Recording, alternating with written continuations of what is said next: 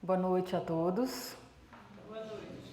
Fico feliz de reencontrá-los após esse nosso recesso de fim de ano, que de certa forma fala que a gente continua comprometido com o nosso estudo, com a busca do nosso melhoramento, com o trabalho no bem, não é isso? Ou então é porque ninguém aqui ganhou na Mega da Virada. Mas vocês jogaram? Tentamos, né? Tudo que se colocou em termos, né, dessa expectativa de virar um milionário num passe de mágica, e aí a gente fica pensando em tudo que gira em torno disso. Cada um tem suas manias de escolher seus números preferidos, né, como que isso é colocado no papel, mas aí eu estava refletindo, tem uma coisa que é fundamental nisso tudo, que é o bilhete. Se você pode ter a pessoa mais sortuda no mundo, ter uma estratégia de escolher uma numerologia mágica que te dê alguma garantia de serem números, né, com estatística melhor, de serem sorteados, mas se você não colocar isso no bilhete e ir lá registrar na loteria, vale alguma coisa? Esse número que você imagina ou essa sorte que você pretende ter? Não. Então, atrás desse universo inteiro que oferece 1000 possibilidades através desse enriquecimento, tem uma peça que é fundamental, que é o bilhete. É ou não é? Vai que, por acaso, você perde o seu bilhete e os números que você colocou são os sorteados. O que acontece? Pior. Se você acha que já está garantido, que já foi lá na lotérica, acha que o bilhete é algo insignificante, rasga seu bilhete. E aí, batata, seus números são sorteados. E você não vai ganhar porque você rasgou o seu bilhete. Na vida, o que é esse bilhete que nos coloca no jogo? O que é que representa esse passe para que a gente tenha acesso a essas oportunidades todas, a essas 1000 ideias que a gente imagina serem possíveis a partir do conseguir esse prêmio maravilhoso? Qual seria, na simbologia da nossa vida, essa representação desse bilhete mágico?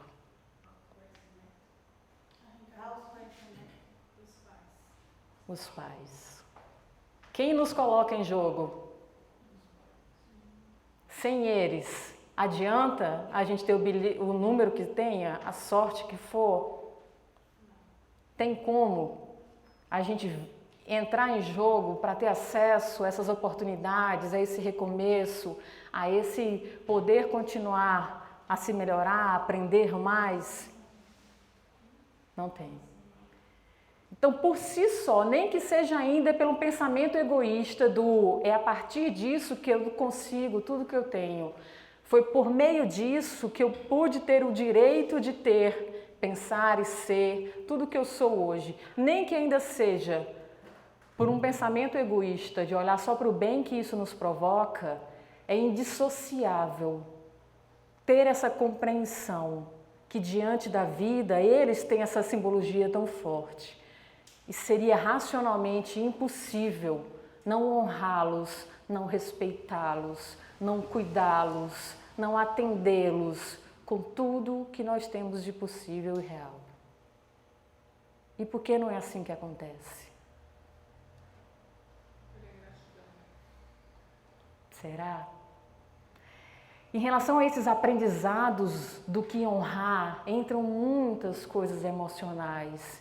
Entram muitas coisas dessa relação que tem uma possibilidade infinita de cura, de transformação, mas que infelizmente também tem uma bagagem muito grande que pode levar ao adoecimento, ao enfraquecimento, ao desvio de um caminho correto.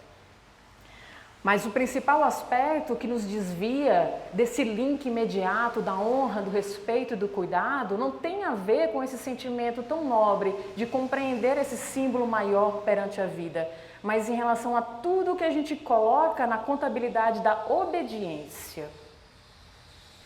Como profissional da saúde mental, eu confesso a vocês que inúmeras vezes eu, na minha conversa com Deus, questionei: o Senhor tinha certeza que estava previsto para este cidadão a paternidade?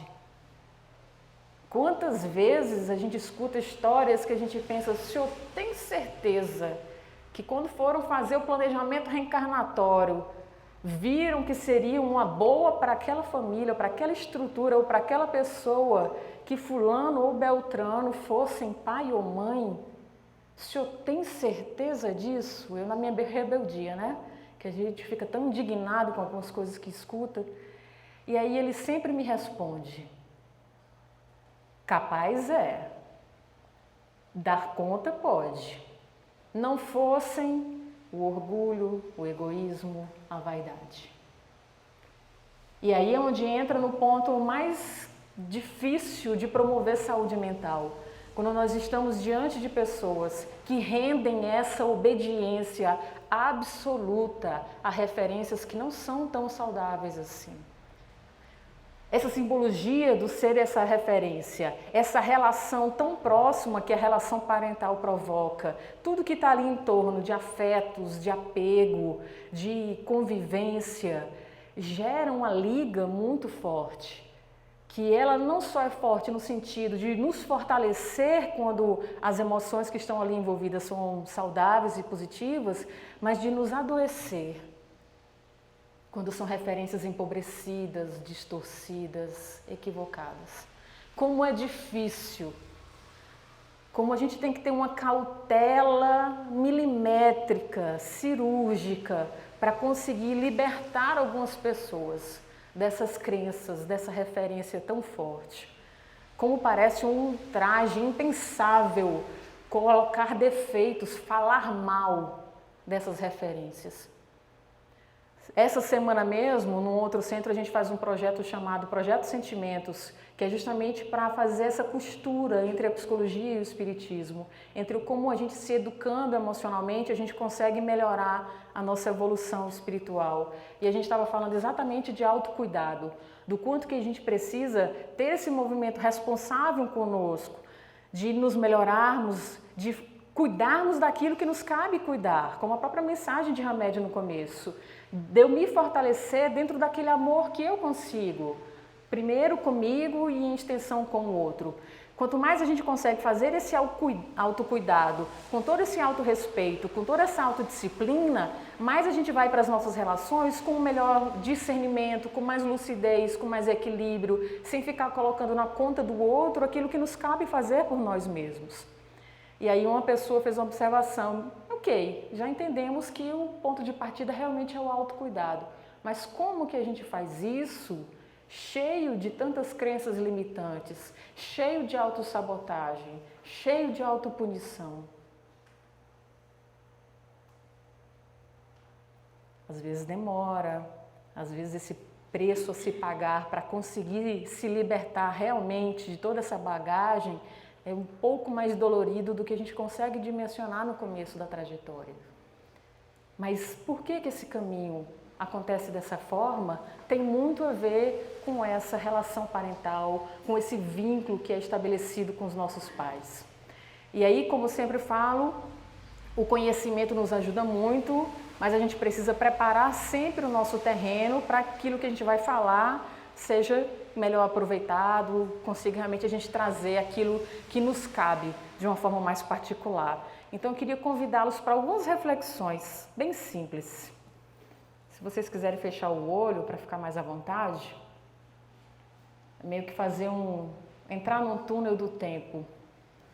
E eu queria que vocês pensassem na resposta mais sincera e honesta que vier para cada um de vocês.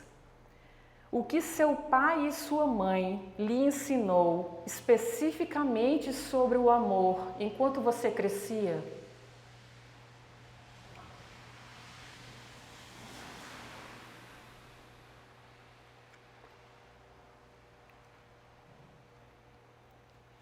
Como seu pai e sua mãe o ajudou a se sentir amado e digno de receber amor quando você era criança?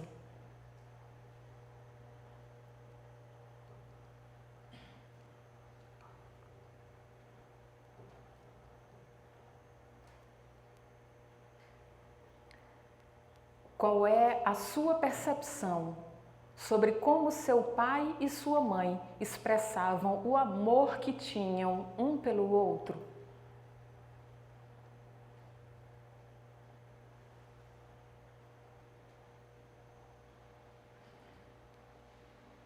Como sua relação com seu pai e sua mãe influencia a sua relação atual com o amor?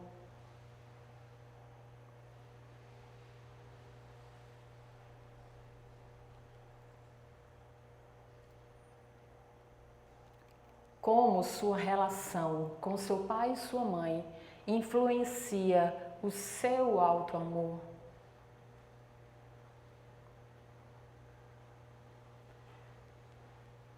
Procurar referências do como que a gente aprendeu o que é amar, como ser amado, passa muito pela forma como isso foi demonstrado.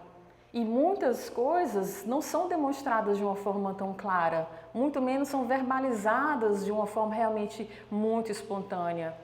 Então a gente começa a aprender papéis como esses que o Hamed nos colocou, do achar que precisa comprar o outro, do achar que precisa representar papéis, do achar que precisa alcançar resultados para ser digno de receber esse amor.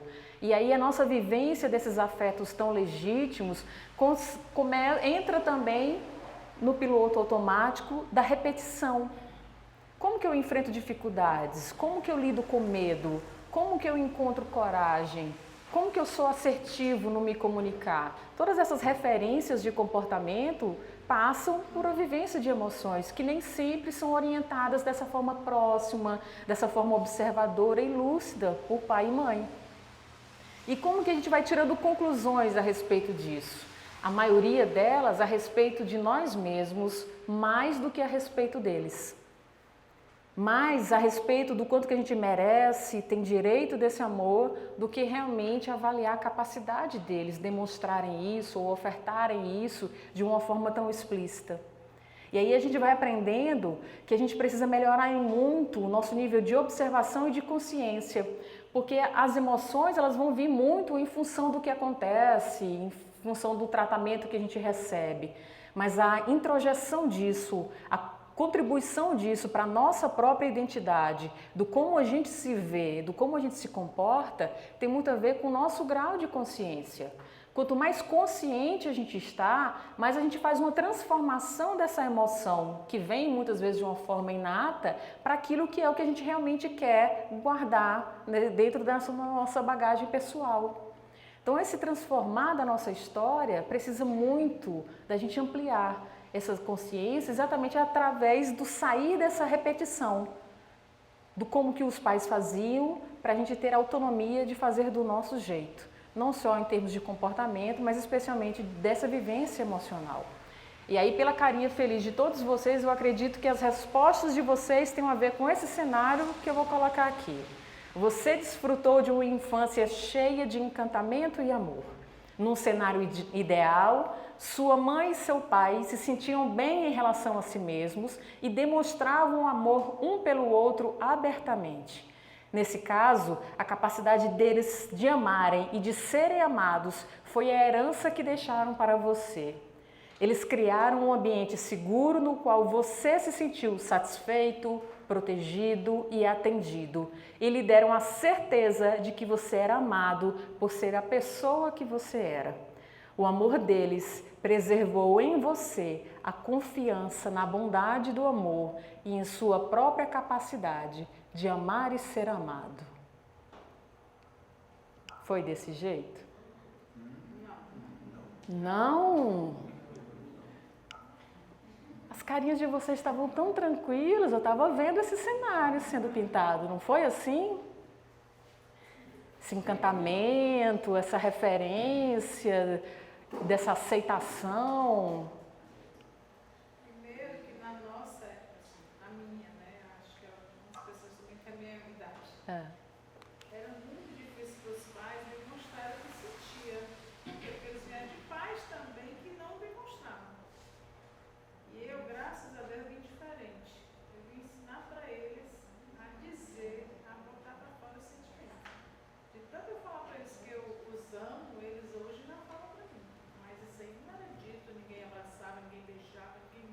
Mas então, é aquilo que eu falei. As conclusões da gente vão sendo muito tiradas a respeito daquilo que a gente enxerga na demonstração. E aí já mostra o quanto que a gente se desvincula daquilo que é o mais espontâneo, que é o se conectar com o sentimento. Muitos de nós, você fala, parece que é uma outra geração, mas é a maioria de todos nós aqui, talvez a gente não tenha ouvido um pai ou uma mãe falar eu te amo, mas tenha certeza absoluta de que era amado. Ouvia muito, às vezes, grito ou expressões que não eram as mais adequadas, mas o sentimento, o respeito, nem sempre vinha dito, isso é respeito por você, mas isso era tão real que a gente sentia, embora nem sempre conseguisse dizer como era isso. E aí essa semana eu vi um exemplo tão lindo, o Alberto Almeida postou numa das redes sociais dele, um vídeo em que ele mostrava a mãe dele após uma recuperação, uma senhora de 95 anos, e ele vai descrevendo como que ela era uma referência para ele, uma referência do enfrentar tudo que ela passou. E aí ele cita as cirurgias, as quedas, e ela lá com 95 anos ali, com toda a sua fraqueza, franzina, caminhando com o andajazinho dela, e aí muito bonito de você ler o que ele escreveu e ver a imagem junto. Que coisa doce, que coisa maravilhosa você ter uma referência em que você possa se espelhar, em que você sinta orgulho do como eles foram. Que lindo! Mas aí depois eu fiquei pensando, você imagina aquela carinha fofa daquela senhorinha dizendo, se eu for aí encontrar, eu vou esfregar na tua cara. Vocês conseguem? Mas pode ser que tenha acontecido. Se a gente for começar aqui a listar esses memes, essas caricaturas que pai e mãe faz, será que a gente vai encontrar muita coisa em comum? Sim. Isso quer dizer que eles são maus por fazerem essas coisas? Nunca. Então a gente precisa desmistificar muito também do que a gente exige do outro. E isso também está nessa vivência do honrar e respeitar tudo que foi possível, do jeito que foi possível, sem essa arrogância perfeccionista de querer ditar para eles como eles deveriam ter feito. Tá? É importante também ressignificar o amor, né? A gente tem o costume de colocar o amor numa caixinha. Só é amor se eu te disser que eu te amo. Só é amor se for de tal forma. E aí cada um tem um jeito de expressar o seu amor. Isso, exatamente. As linguagens do amor. Isso. A gente aprendeu só é isso, até o amor é um amor Disney. A gente tenta rotular ou só encontrar naquilo que a gente aceita, reconhece. Mas infelizmente essa historinha bonitinha aqui não é a regra geral. A regra do mais comum dessa relação é deixar algumas marcas, não só na autonomia dos filhos, mas especialmente na autoestima deles. Muito da vivência esperada desse amor incondicional vem através de condições muito exigidas e exigidas muitas vezes de uma forma muito rígida. E aí o que se aprende é que você só é digno de ser amado se corresponder a essas exigências, alcançar determinados padrões. E esse se traz uma educação que não é tão orientadora como poderia ser, embora dentro dessa imperfeição normal de ser de carne e osso. Mas isso traz muitas crenças de que o amor precisa ser merecido e conquistado.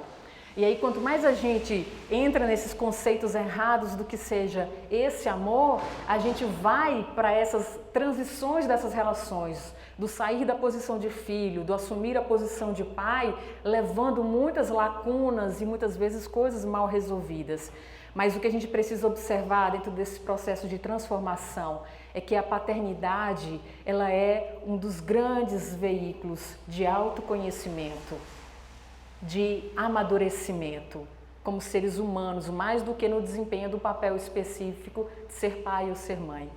E aí nessa colocação que muitos pais se percebem, quantas vezes o comportamento do filho nos afeta demasiadamente por nos mostrar algo que não estamos prontos para lidar. Essa coisa projetiva do buscar muito da autorreferência é tão visível em coisas simples, em hábitos que a gente nem se dá conta do que faz. Qual é uma das primeiras coisas que as pessoas fazem quando vão visitar uma criança que acabou de nascer? Buscar semelhança. A cara do pai, olha esse aqui, o nariz, é da minha família. Esse pelo virado da sobrancelha é da minha tia-avó. A gente já tenta tirar o olhar para a individualidade nova que está ali diante de nós, sempre buscando as referências daquilo que nos já é conhecido, nos já é da nossa aprovação. E aí a gente começa a sair do movimento honesto do eu vejo você por você e eu olho para mim em mim. Esse equilíbrio do se conhecer através da relação, mas saber diferenciar o que é meu do que é seu, é um grande exercício em qualquer relação, especialmente na relação pai-filho. Se meninos puxou o pai, mesmo que tá vendo, tem até os apelidinhos, né? Ô fulaninho, aí já chama o nome do pai no diminutivo. Aqui, esse aqui é o fulaninho. Muito do tirar aquilo que é próprio da pessoa e sempre descaracterizá-la, às vezes despersonificar. E aí, nessas coisas simples, a gente vai deixando de fazer esse processo lúcido do se ver dentro dessa relação e do conseguir enxergar o outro pelo que ele é. E aí, um dos exemplos que mais trouxe questionamentos do público em geral a respeito do como que essas relações podem ser adoecidas num grau extremo, que todos vimos, foi o filme do Coringa. Acredito que a maioria viu ou ouviu falar sobre o personagem que adoeceu da forma que adoeceu por conta do quê? E aí a reflexão de um professor de psicologia é que quando as funções maternas e paternas não conseguem ser suficientemente cumpridas, arremessam o sujeito aos caprichos das normas da sociedade, tornando um palhaço que implora por aplausos de uma plateia impiedosa e exigente que nunca fica satisfeita.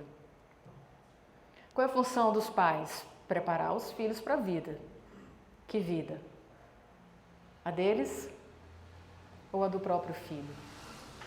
Eu lembro uma vez no estudo do Evangelho, a gente entrou no tema dos filhos e aí eu citei Gibran, que tem um texto no livro Profeta que ele fala dos filhos. Né? Nossos filhos não são nossos filhos, são os filhos da ânsia do destino. E ele faz toda uma comparação que os pais são como os arcos, que quanto mais flexíveis na capacidade de se envergar, mais longe conseguem lançar a lança, a flecha, que são os filhos. Mas é preciso ter esse desprendimento, é preciso ter esse olhar de confiança de que aquela flecha pode voar muito mais alto do que até aquele próprio arco pode chegar. E aí uma outra colega falou, você tem filhos? Eu falei, não. Quero ver você citar Gibran quando você tiver filhos. Aí o apego, a posse, a onipotência, falando mais alto do que essa vivência generosa do amor. E aí, para não deixar de citar, Rubem Alves ainda transformou o que Gibran falou, porque segundo ele, para Gibran, os pais ainda direcionam para onde a flecha é lançada. Para Rubem Alves, essa flecha é lançada, mas no ar, ela se transforma num pássaro que pode escolher o caminho para onde voar. Que lindo, né? E se ele voar para longe? Que desespero.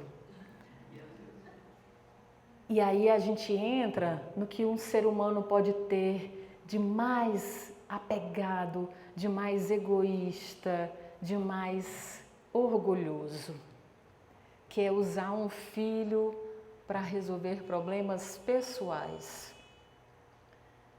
que é pensar num filho como salvação para a sua solidão, que é programar um filho para que seja a sua assistência na velhice. Não por esses mecanismos de honra e cuidado, mas por uma obrigação que é imposta, não conquistada através de uma relação.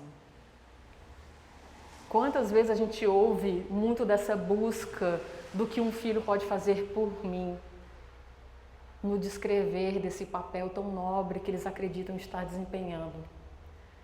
Óbvio que tem os graus mais leves, que é o da própria inexperiência, que é o da expectativa, que é normal que cada um crie, muitas vezes da inabilidade, das inseguranças que cada um traz, até ir para os pontos mais desorganizados das projeções, das compensações, da autoafirmação, das vaidades, das fantasias, dessa coisa neurótica de querer criar um filho dentro de uma bolha ou completamente despreparado para a vida, até mesmo para assumir as mínimas responsabilidades, porque foi acostumado a ter tudo na mão, sem esforço, sem conquista, sem compreender o que é responsabilidade, o que é mérito realmente.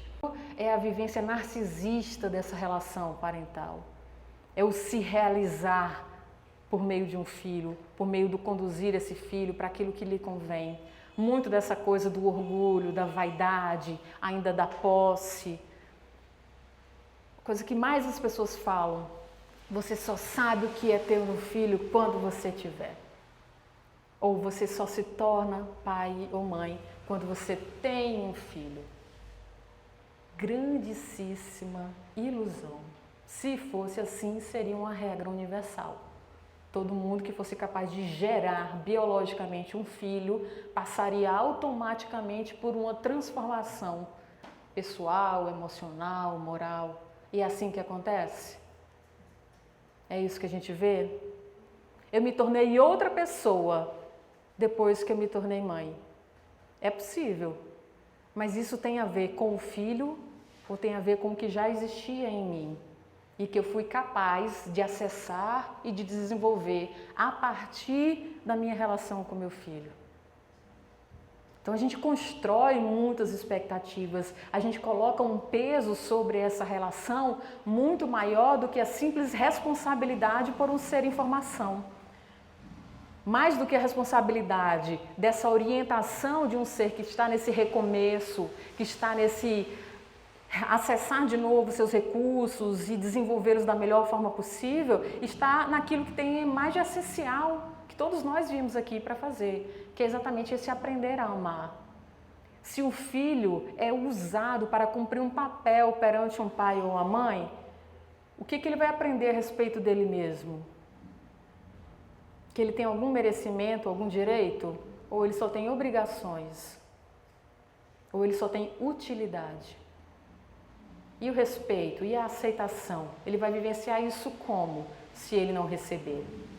E aí quando eu falo do que ele vai receber, tem outra coisa que a gente gosta muito de dizer. Como que eu vou ser uma pessoa carinhosa se eu não recebi carinho de pai e mãe? Como que eu vou ser uma pessoa amorosa se eu não fui tratada com amorosidade?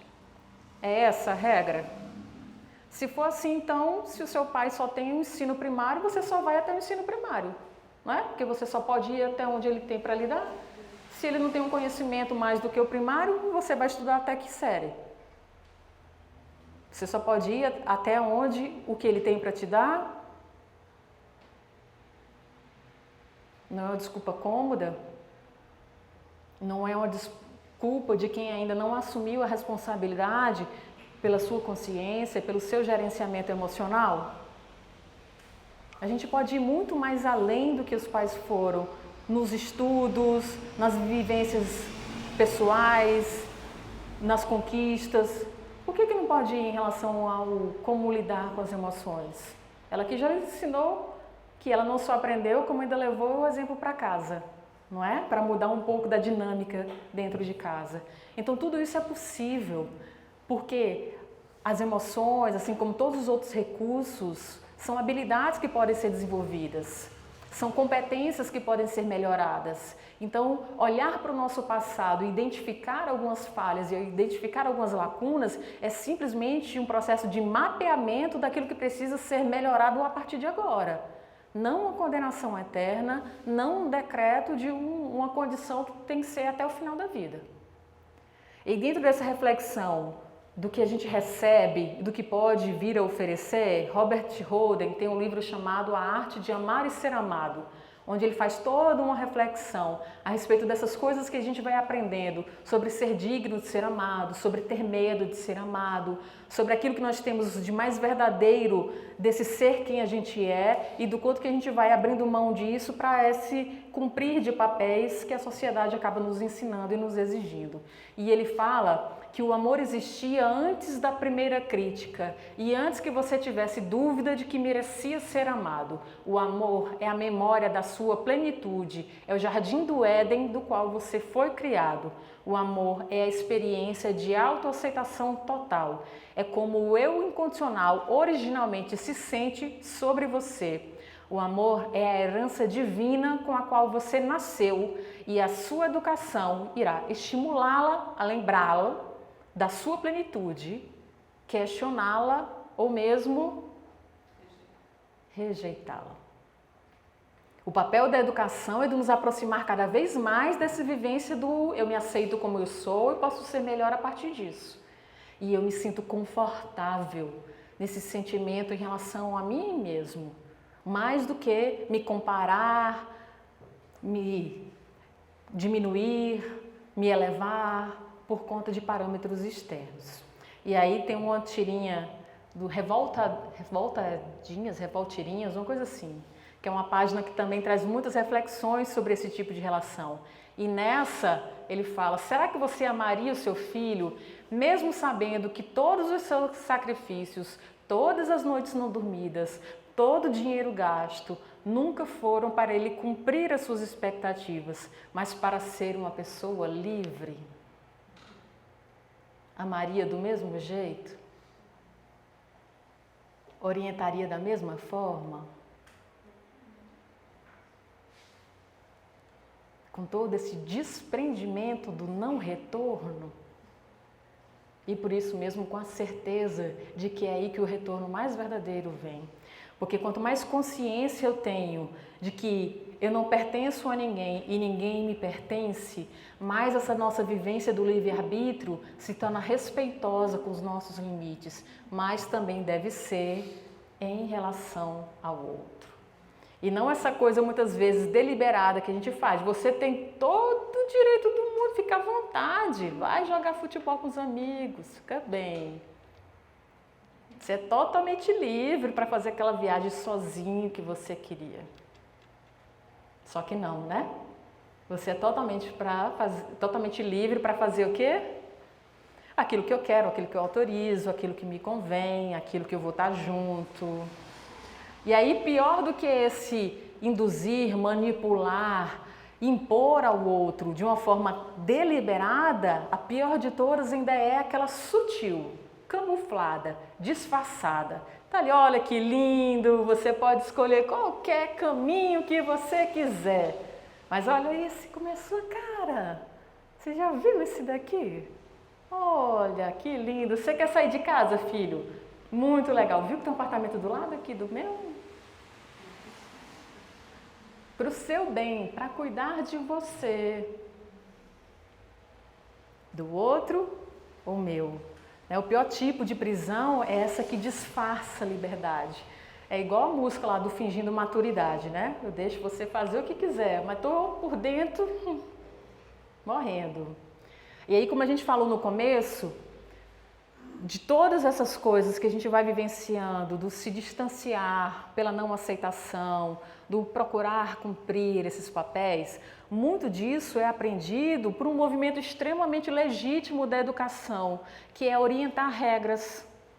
As regras, elas precisam ser ensinadas. Se não houver um pai e uma mãe ensinando o que convém, o que não convém, o que pode, o que não pode, quanto de chocolate uma criança vai comer? Quanto de discernimento ela tem para não enfiar o dedo numa tomada? Ela precisa da orientação, ela tem que ter limites, ela tem que ter essas regras. Mas que tipo de regras eu estou ensinando? São as regras da convivência, são as regras das relações, são as regras do como se gerenciar, do como enfrentar a vida, do como correr atrás do que você quer? São regras necessárias para o crescimento e fortalecimento dele ou são crenças? E aí onde vem essa questão que eu estou falando da obediência. A crença, ela é uma ideia que vem como uma força impositiva de cumprimento. Quando algo deixa de ser um repetir de comportamentos e se torna uma crença, ela tem uma força de ordem. Você não consegue enxergar que existe uma outra alternativa, você não consegue flexibilizar a sua forma de enxergar a coisa, você só consegue ver aquilo, eu tenho que fazer assim, tem que ser desse jeito. Até a lucidez parece que vai embora, porque a força que ela tem é essa força do obedeça ou obedeça.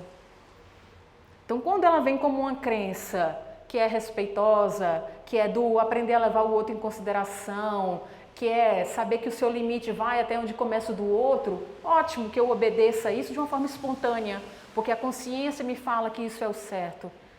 Mas, e se eu estou aprendendo que eu não sou bom o suficiente quando eu desagrado o outro?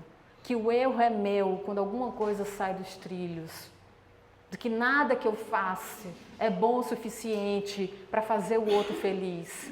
Se eu acredito que a responsabilidade de qualquer relação é minha, que eu tenho a obrigação de fazer o outro feliz, que cabe a mim ser o porto seguro, o ponto de sustentação de toda uma estrutura familiar, se eu começo a adquirir esse tipo de crença, quão livre eu sou para ser eu mesmo, para respeitar meus limites, para ter um agir saudável. É tão forte isso. Eu acompanhando uma pessoa que estava vendo uma relação abusiva extremamente violenta já.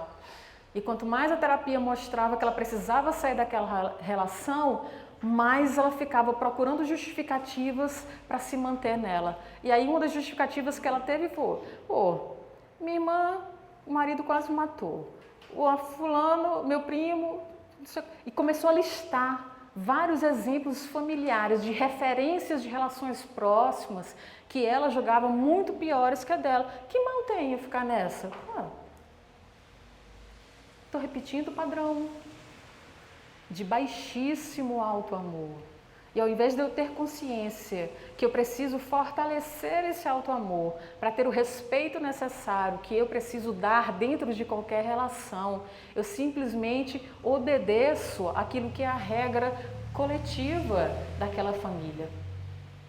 Então, mais do que a gente ter lucidez a respeito do como a gente se sente, do como a gente é tratado, é importante a gente estar atento para que tipo de crença está conduzindo esses movimentos mais impulsivos, mais impensados, que a gente faz especialmente nos momentos de crise ou nos momentos de conflito.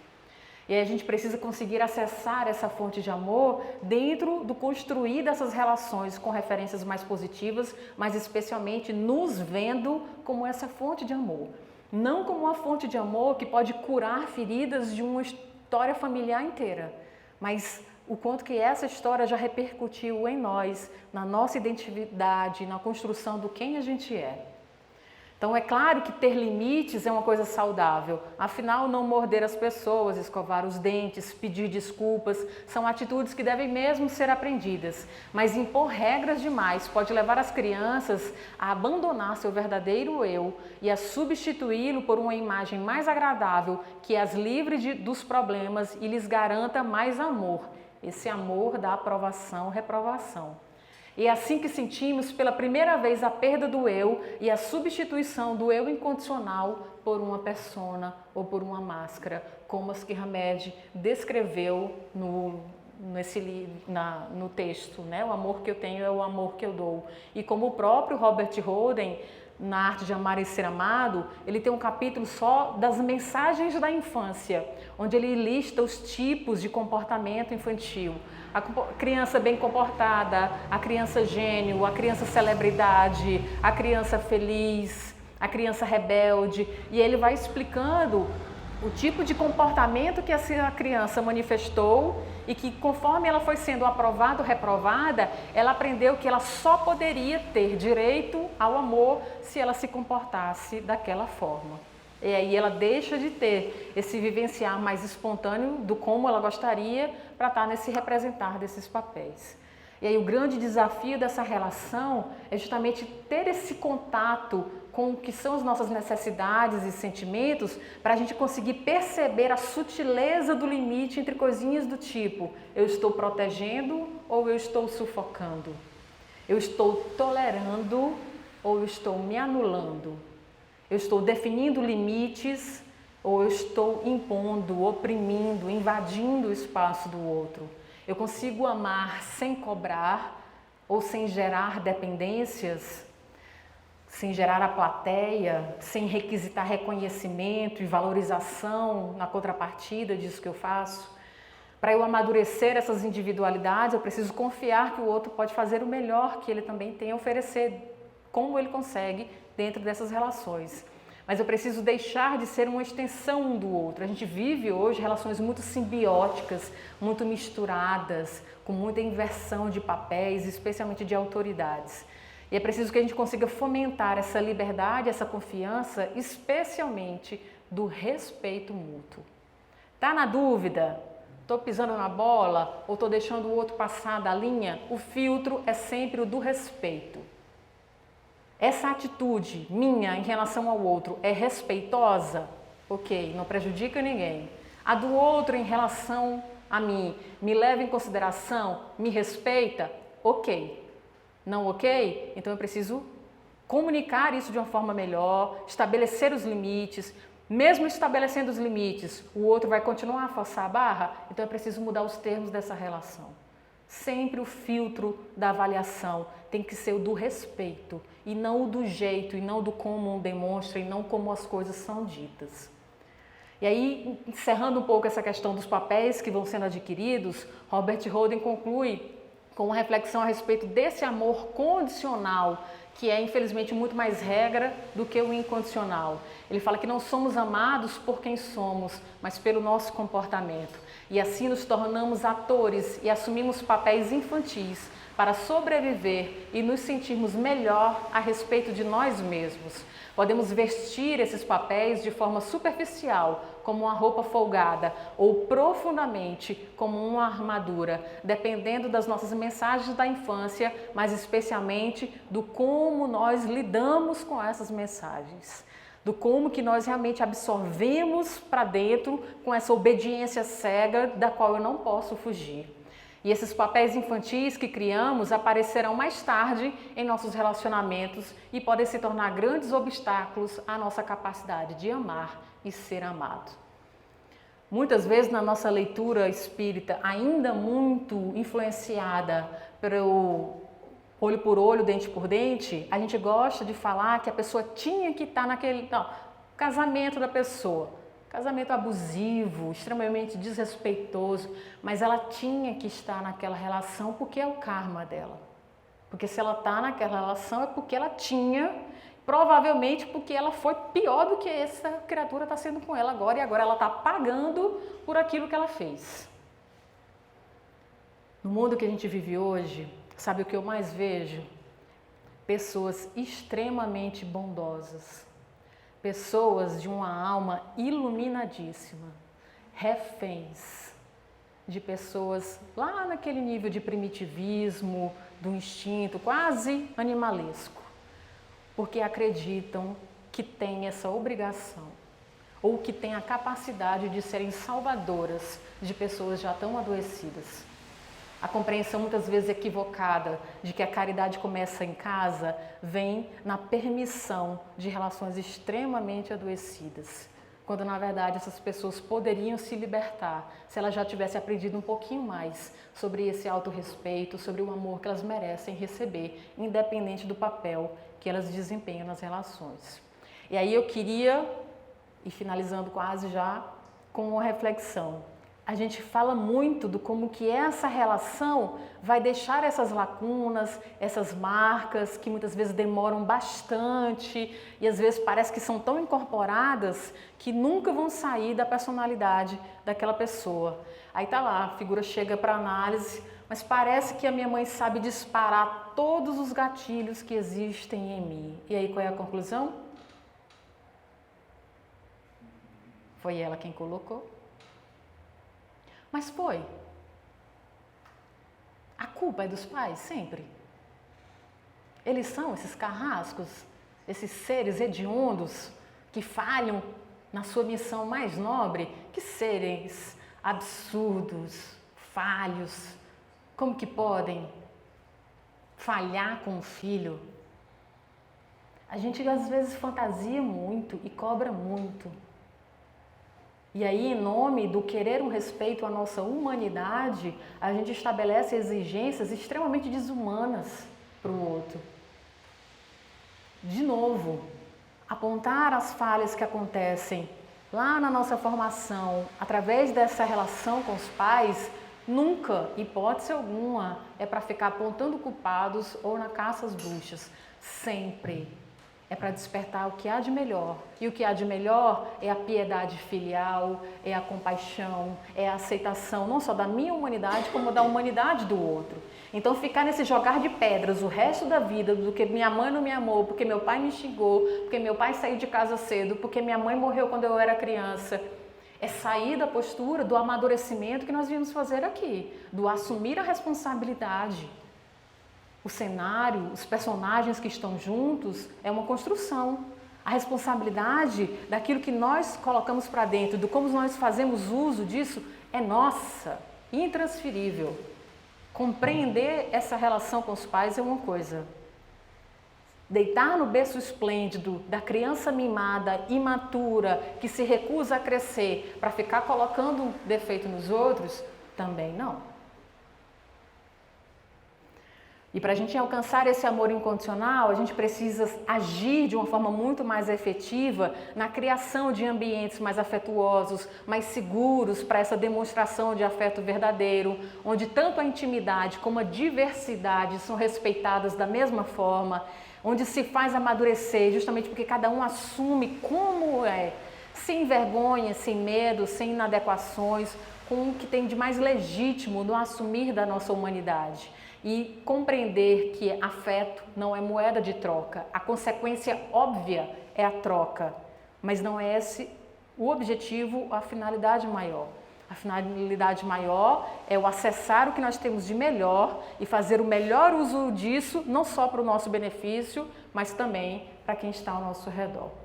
E aí a gente precisa aprender que para esse exercício verdadeiro do amor e não desse repetir de padrões aprendidos de forma errada, a gente precisa aprender a olhar para o outro, a ouvir o outro, pelo que ele realmente tem a nos oferecer, pelo que ele realmente está demonstrando, pelo que realmente existe diante dos nossos olhos e ouvidos. Levar o outro em consideração, esse é o grande aprendizado, não só da vivência desse amor, mas na vivência dessa caridade que a gente tanto proclama dentro dos centros espíritas. A gente precisa reconhecer o outro naquilo que ele tem de mais legítimo, embora tão limitado como também nós somos. É preciso desenvolver muito dessa nossa aceitação, dessa gratidão por tudo aquilo que é real e possível, para aí sim a gente criar esse sentimento de solidariedade, de comunhão, de sermos realmente uma rede de fraternidade, por uma vivência cada vez mais legítima dos nossos afetos. E para finalizar, independente do que qual seja o caminho trilhado até aqui, independente de qual seja a dimensão, a gravidade, a intensidade de qualquer lacuna que tenha existido no passado, qualquer pessoa, em qualquer fase da vida, de qualquer lugar no mundo, pode alterar de maneira absurda a realidade em que vive. Desde que queira, desde que acredite, se esforce e haja verdadeiramente para isso. A nossa transformação acontece todos os dias, cada nova oportunidade que nos é dada, a cada novo bilhete premiado que nos é colocado, a cada vez que a gente lembra do significado maior da vida, do porquê que a gente está aqui e do quanto que a gente pode contribuir se a gente realmente agir dessa forma desprendida, honesta, amadurecida e responsável.